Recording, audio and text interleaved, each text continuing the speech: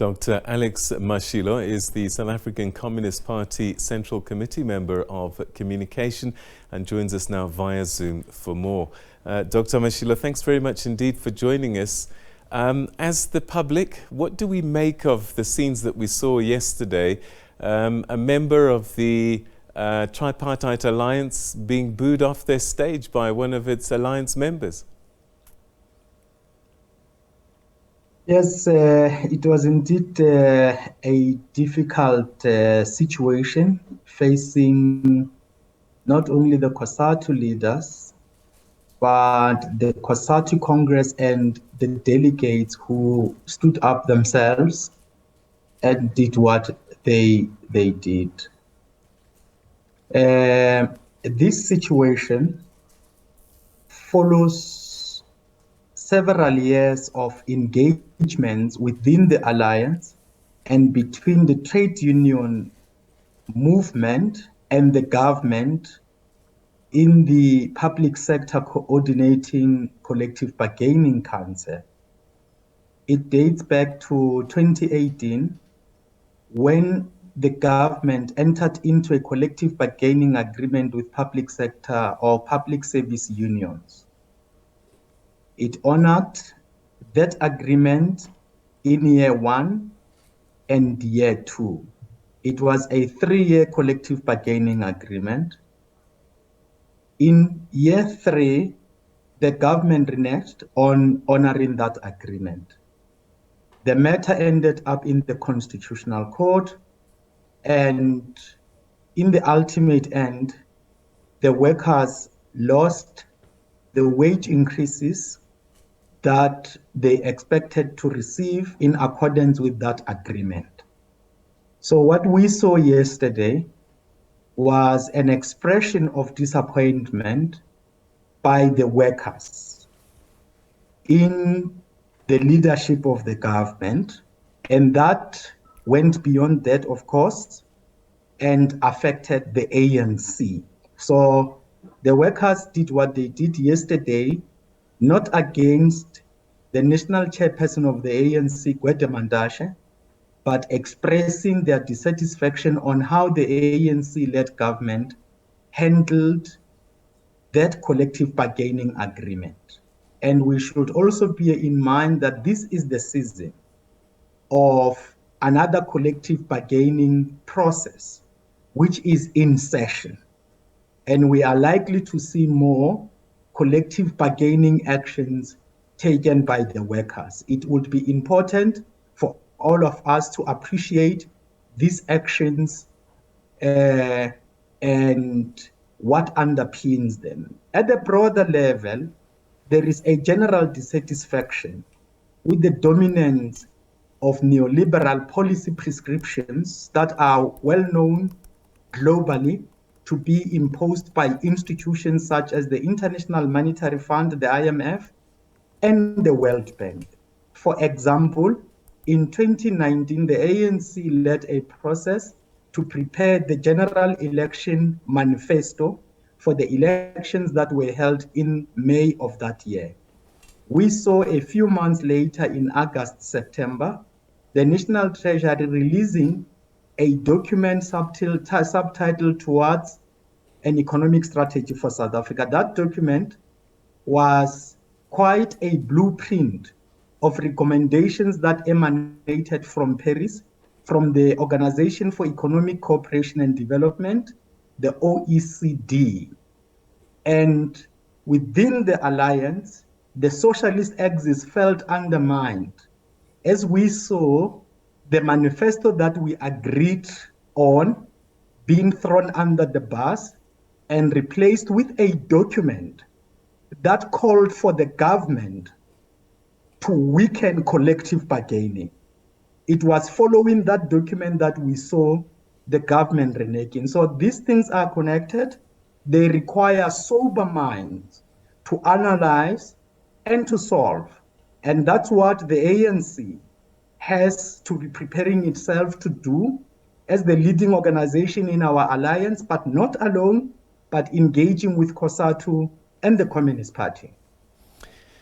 So obviously, for most of us watching, it seems as if it's just about wages and salaries, working conditions, you name it. Could there be other tensions playing out within the Tripartite Alliance that manifest through these other issues?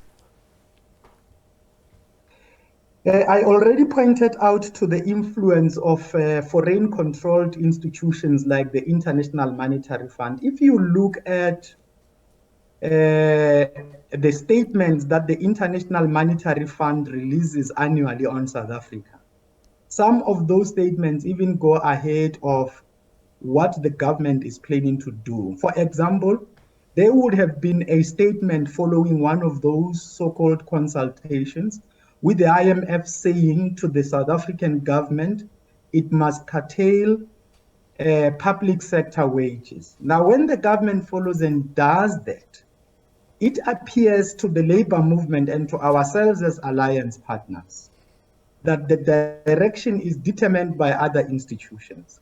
When an OECD document titled Economic Policy Reforms, Going for Growth, published in 2017, on South Africa saying that the government must weaken the administration of collective bargaining, and the government follows to renege from a collective bargaining agreement, having honored that agreement in 2 consecutive years. This, to the workers and the other alliance partners, appears to be a direction determined outside of South Africa, and the government complying and throwing away the manifesto we would have agreed upon to defend workers' collective rights in 2019. Yes, of course, these things are connected. Everything is connected to everything. So you cannot disconnect the IMF pronouncements on what South Africa should do to suppress growth in public sector wages and the South African government complying in the manner that it did by pulling out of an agreement. All sorts of reasons were cited, including that there is no money. So the government, in entering into agreements such as a 3-year collective bargaining agreement, thus medium-term expenditure framework projections, and does not budget just for 1 year, they budget for both the entry year and the outer year of the medium-term expenditure framework, and this refers to a period of 3 years. Dr. Mashilo, we heard the national chairperson give his verdict on the state of health of the Tripartite Alliance. He said that it was very weak. And I just wonder, you're supposed to be equal members, but do you have equal voice? Is that perhaps contributing to what he sees as a weak alliance? Let us remember that we are talking about a class struggle here, and we are talking about an alliance comprising independent formations. We all can see what is going on in the African National Congress. So when the ANC is weakened by its internal problems of infighting for leadership and other things, that will obviously affect the alliance. It can perhaps be in that context that we understand that characterization of the alliance. I mean, currently, we are having, for example, a population of approximately 12.3 million active and discouraged work seekers who are unemployed. We have many people living in poverty. The levels of inequality are high. The COVID-19 pandemic has worsened the situation. If you go to social media networks and look at what ANC members and structures are doing, what is dominant is who must lead the ANC in what policies. So and so for ANC National Executive Committee leadership. And in that process, the commitments made within the alliance to reconfigure the alliance in order to strengthen its strategic relevance become undermined when members in one alliance partner are fighting for dominance. So much so that if you look at the provincial conferences that have just passed recently, a faction that wins leadership positions in the provincial executive committee of the ANC alone seats. All of a sudden, the premier is not there in one case. All of a sudden, in another case, there is reshuffling.